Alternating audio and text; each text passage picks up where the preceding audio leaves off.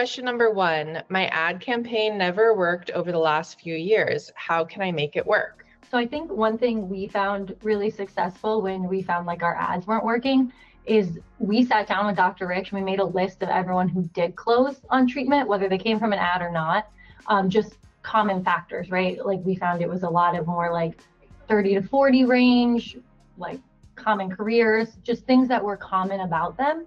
And then we went through our testimonials and before and after photos and found ones that tied to that demographic. We switched our marketing up to that. And then that next month was when we did the million. Amazing. Great. How many times do you reach out before they answer? So, I mean, it just kind of depends. I try to stick to either like early morning, midday, like lunchtime, or like afternoon for follow-up. But I mean, the faster you can get to the lead if they're new, the easier it is to get a hold of them. But I mean, we've had patients, we had a patient who closed on an upper arch that I had to reach out to 7 times before I even got to talk to them. So it's just being consistent and staying consistent, not giving up. Are there any leads that you can't reach and you still have them on a list to reach out to? Yeah, so I keep all the leads that I don't ever get a hold of into like our lead nurture column. And then I work with the Bloomberg team to send out like mass text messages to those. Great. Love it. Okay, good. How do you prevent missed or canceled appointments? Really getting them in. Yeah. If you can get them in within 24 to 48 hours, I mean, that's going to help you a lot. But also, again, I hit on it hard during the webinar, but just building that relationship with them, they're more than likely going to come in if they know, they're going to meet you or they know who they're meeting and you've had a nice conversation with them. So. Yeah, definitely. The quick turnaround definitely helps. And it's something like you just stress the importance of, because no one wants to reach, like, right, they're reaching, they want this, and then you tell them they can't come in for a month. It's a huge break in communication. Yeah. Makes sense. I love it. Our front desk reaches out to leads, and if they can't reach them, they leave a voicemail. How many times should you call before leaving a voicemail? I always leave a voicemail, even on the first call. I do have like a set list of voicemails I leave depending on how many times I've already reached out to them, just kind of based off of that form that they have given me with some of their answers. But yeah, I switch it up. I don't leave the same voicemail. And you like layer in text and emails too. Oh, yeah, so we're not just relying on voicemails. Yeah. Switching the way that you communicate with people, because some people respond way better to text and email than they do to voicemails.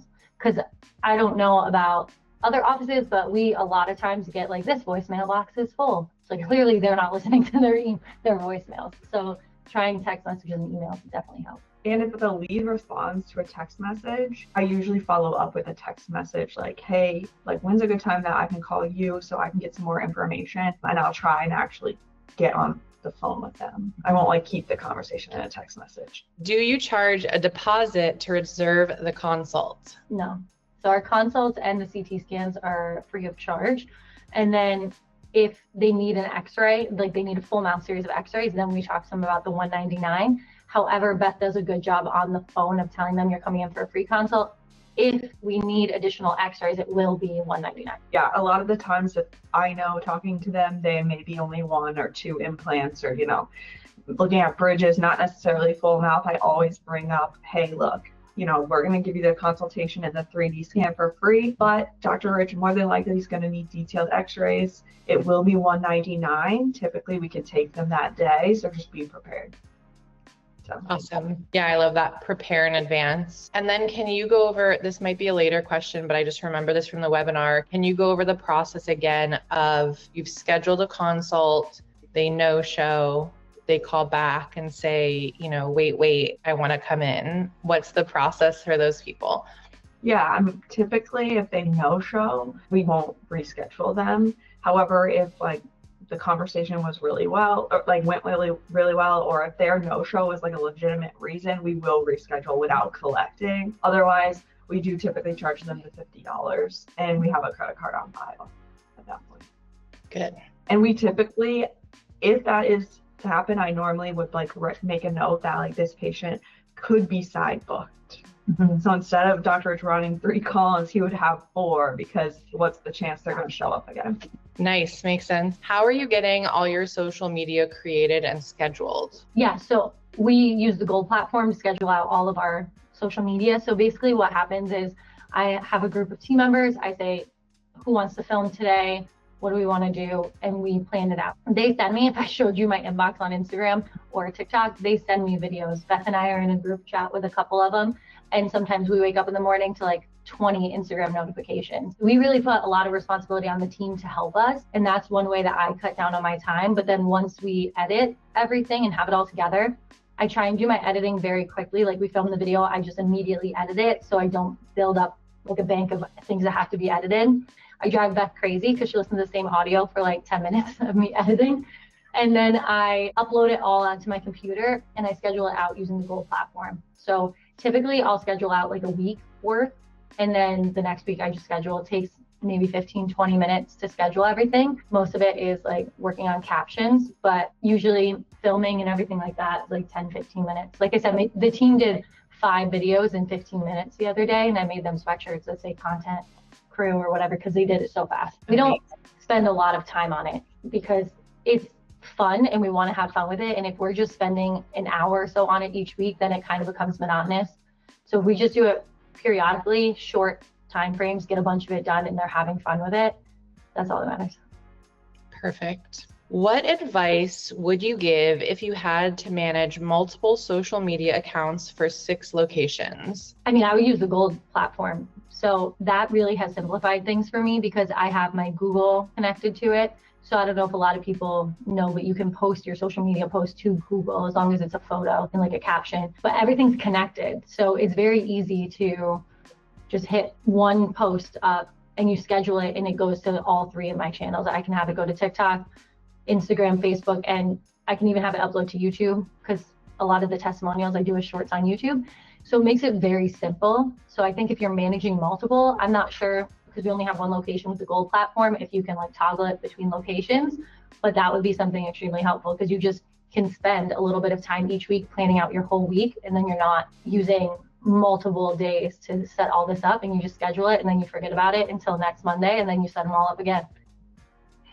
Perfect. How do you balance supervising as well as managing the implant funnel? Yeah, I mean, we are very organized, obviously thanks to MGE and their training. We kind of have our team, they know what they're doing daily. So it kind of makes things easier for us to be able to, well, for me to run the implant funnel and to manage my front girls. Yeah, organized. Check sheets.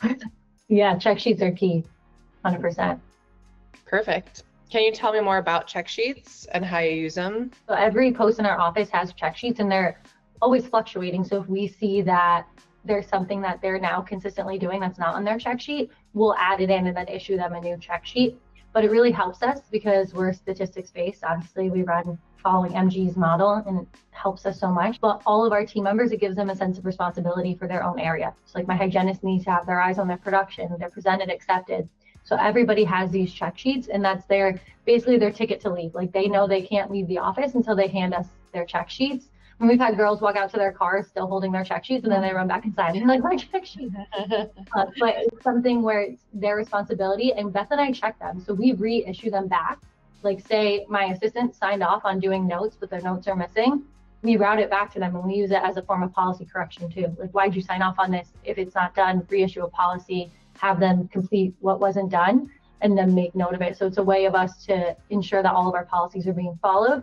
Our team members are taking full responsibility for their area, their hat, and their staff. Yeah, and we use obviously DDS dashboard too. Yeah. They put in their own staff and then we can just easily look over that area. How are you qualifying a short notice patient as viable when accepting the squeezed in appointment? What if you've never seen this patient before, no history, no cleanings? Basically what it's asking is like if a patient calls and we have a same day opening, right, for a consult.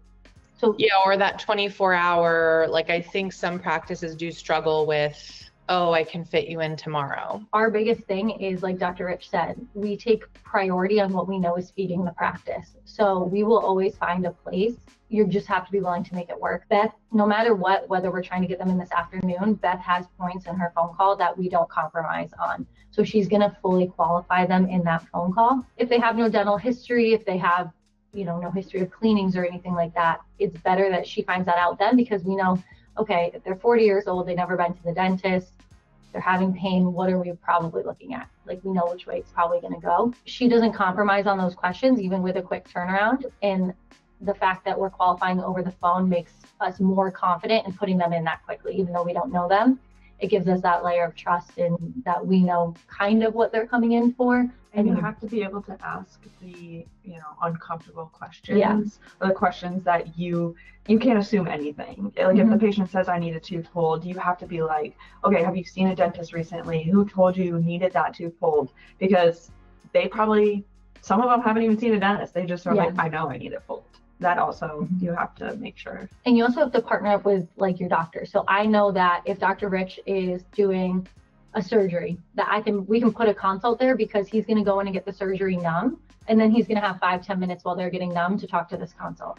So know how your doctor works. So work with the assistants, work with the doctor to figure out, okay, Dr. Rich usually gets them numb for 10 minutes. One of the girls is doing consent, so his other assistant can work up this consult where, he's doing full arch maintenance. So I know he's going to remove the teeth and he's going to clean them.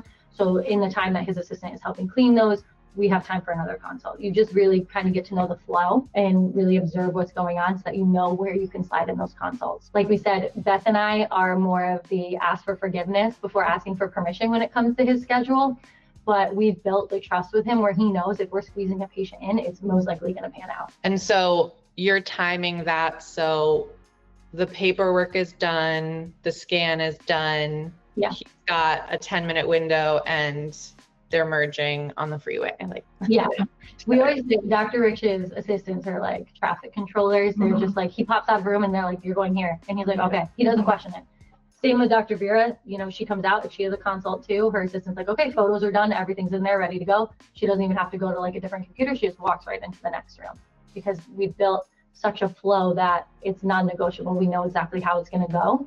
So there's not a lot of variables in like waiting for a scan or waiting for photos. Like, everything's done.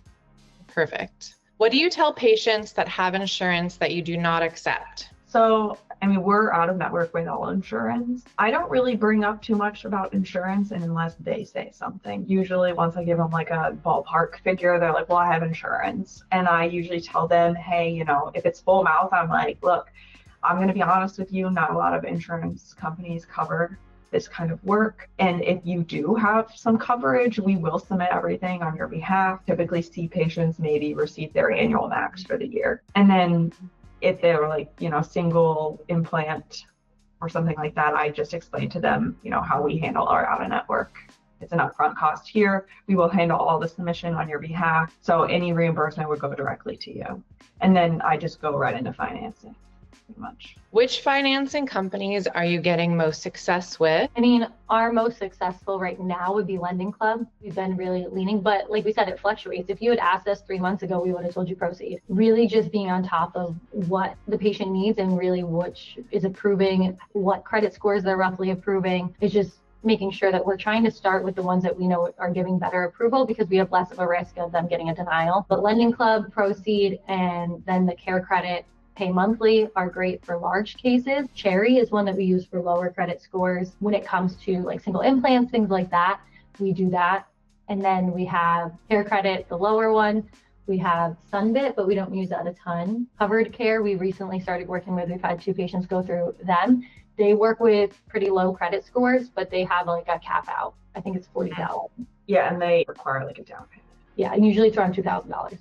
Or more, depending on what they qualify for. I don't know how they're qualifying on the phone, but something like that, we wouldn't even schedule in our office. We would ask like credit score over the phone, knowing that they're a lower credit score. I would say like, do you have a cosigner? If they said no, I typically will be like, hey, look, like, why don't you find somebody that could maybe help you co-sign, and then we can kind of revisit things. I can still send you the links. You can take a look at our pre-approvals, and then I usually will follow up with them later. So you don't schedule a consult in the event that it doesn't look like the person can qualify? Yeah, right. Like if they tell me they have a pretty low credit score and no way of co-signing, I typically will kind of go that route.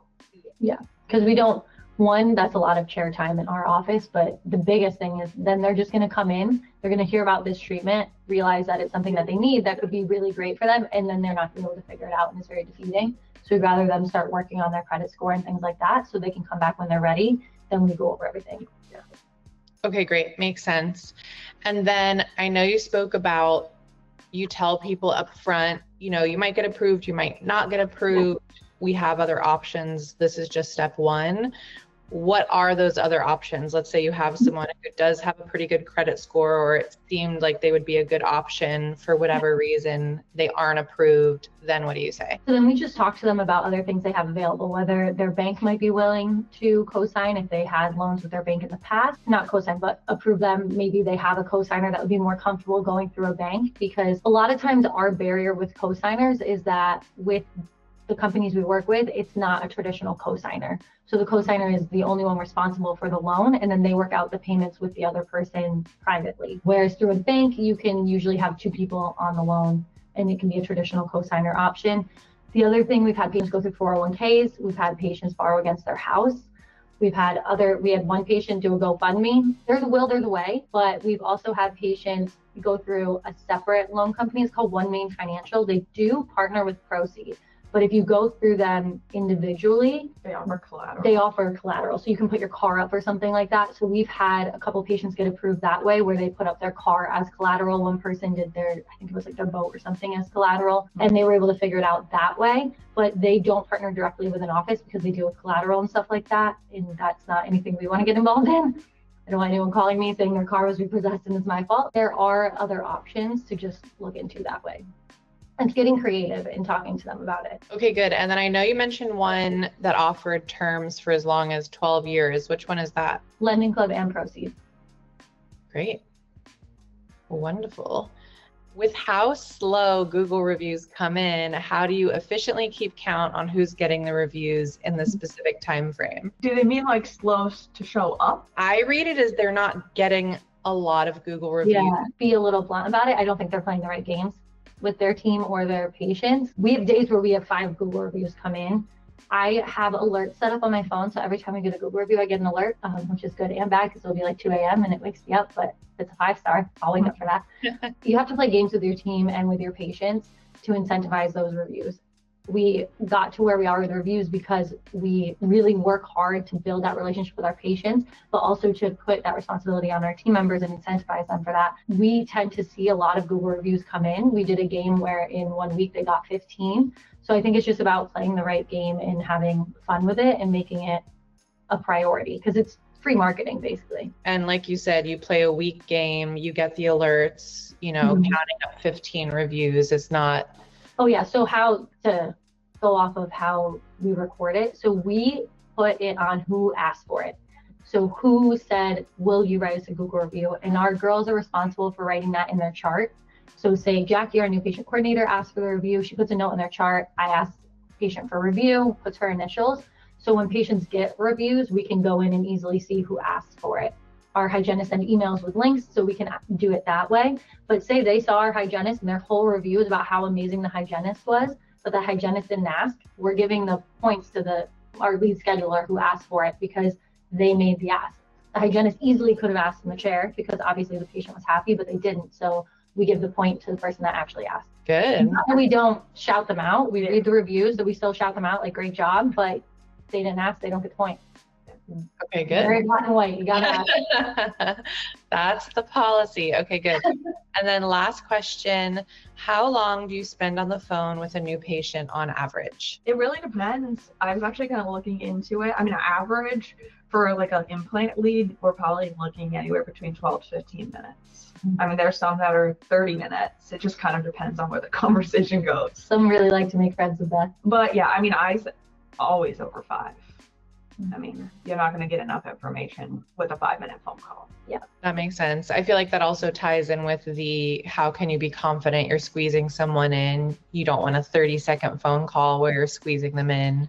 Yeah. In 24 hours, like you said. Yeah, that used to be the case. It was like, oh, you're interested in implants. Okay, like let's get you scheduled. I mean, like Dr. said, it takes time to build up and to get how you want to have a conversation. I mean, I pretty much use my script that I gave you for every single patient. It's the same flow. Perfect. I love it. That's my questions for the FAQs. Thanks, ladies. I will talk to you soon. Let me know if you need anything, and I'll see you later. Bye. Bye.